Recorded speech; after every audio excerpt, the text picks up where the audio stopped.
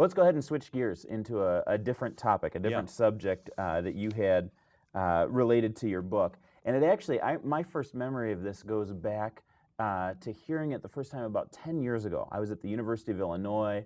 I was doing a talk inside a dorm, and this African-American graduate student who was very smart and very articulate came up to me and said, Christianity is essentially a copycat religion. And he goes back and he says, do you know about the myth of Mithras?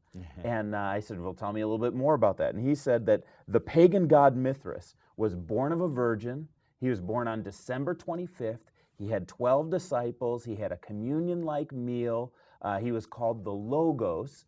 And he rose from the dead on the third day. After dying for world peace. After dying for world peace, that's right. You got the whole deal down. Right. Tell me just like essentially, what are some of the details related to Mithras in particular, and you know, what have you learned about him? I hope I don't get angry because this really frosts me that people are buying into this stuff. It is so patently false. This originally came up in the 1800s from the German School of Religion. These guys who were critical scholars came up with this theory, and they propagated it through books and so forth. It was completely refuted and shot down by Christian scholars in the first half of the 20th century. Wow. The problem was, now people from the internet and the Dan Browns of the world writing the Da Vinci Code and so forth have gone back to this earlier stuff and resurrected it, ignoring the fact this has been answered long ago by Christians. Let's just go down that little list about Mithras, okay? Mithras, just for background, there was a religion called Mithraism.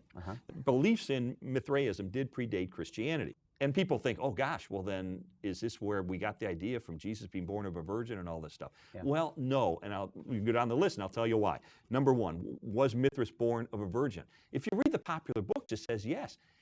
Mark, this is the error that people make. They accept stuff in these popular books or on the internet as being true without going back to the original sources. When you go back to the original sources, what you find out, he was not born of a virgin. The story about Mithras was he emerged fully grown from a rock, wearing a hat. He was naked, except he was wearing a hat. That was him. So unless you consider the rock a virgin. A little bit different from being born from a virgin. I mean, there is no virgin birth here. So throw out that parallel, it doesn't exist. He was born on December 25th. Yeah, okay. So what? Jesus probably wasn't. We don't know the date when Jesus was born. You know, in AD 200, a bunch of scholars got together and they figured out Jesus was born on May 20th. A lot of people believe he was born in January. We don't know. The Bible doesn't tell us. Ancient history doesn't tell us. We don't know when Jesus was born. So there's no parallel there. In the 4th century, Constantine said, you know what, who was the first Christian emperor of Rome, said, let's make Jesus' birthday, since we don't know when it is, let's make it December 25th, because there's all these pagan celebrations in that time frame. It's near the winter solstice, and maybe we as Christians can influence, you know, these other people who don't believe in Jesus. So, you know, we don't know when Jesus was born, so again, there's no parallel. Third, he had 12 disciples. No, he didn't. In the one strain, he had one follower. In the other strain of Mithraism, he had 2. Now, sometimes he's associated with the zodiac, but that's not 12 disciples. This is nothing to do with 12 disciples. They did have a meal together, but don't a lot of religions have a meal together? Sure. I mean, that's very common. I mean, you know, some people say, well, Christianity stole the idea of baptism from Mithraism. And, well, what did they do in Mithraism? They would take a convert and put him in a pit and put a grate over the pit and kill a bull above him and let them be soaked in the guts and the blood of the bull. Wow. That was their practice. Wow. Now, does that have anything to do with Christian baptism? Give me a break. Ridiculous. It's much cleaner to do it the Christian way, thank goodness. Sure. The other parallels, you know, he's known as the Logos or the Word or the Redeemer. No, he wasn't. These are Christian terms that people have read back into Mithraism later. No kidding. He died for world peace. No, he didn't. He is only known for one thing, and that is slaying a bull. He killed a bull. So he wasn't even the one who was dying. No, He was the one who was the killer. Exactly. He killed the bull. That's why he was famous. And how do you know that? I mean, well, you have to go back to the original teachings about Mithras. Now, there isn't a lot of documentation because this was a mystery religion, a secret religion. But we have a lot of archaeological findings that can tell us what it is that they believed. Weren't there a number of caves as well that Mithraic worship happened, and they had Mithras and the bull in the front. That's right. With that key moment as their key point of worship, kind of like we have the cross in the front of a sanctuary. They had Mithras killing the bull. Killing the bull, exactly. Yeah. Now, did he die for world peace? No, he killed the bull. In fact, here's the key thing, Mark.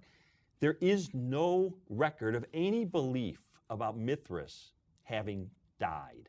Therefore, there is no belief about a resurrection. The idea that he died for world peace and rose 3 days again from the dead is absolutely false. It is ideas that came later and were read back into the thing. So, all of a sudden these parallels dissolve, and you realize that where there are some possible parallels, they come after Christianity, not before Christianity. This idea of him being called the Logos or the Word or something, that came after Christianity. So if anybody's doing any borrowing, it was Mithraism borrowing from Christianity.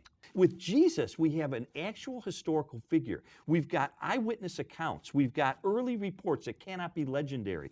We've got an empty tomb that everybody concedes was empty, even the opponents of Jesus. I mean, we have got historical data, times, dates, places, and so forth. Who was in power? Who did this? Whose tomb was he buried in? We got names. We got information from history. You don't have that in these ethereal myths that nobody really believed. You can measure it differently because it's not just a story that was told. I think that's a great point. That's a great point. You're really talking about two categories. You're talking about mythology versus history. Yeah.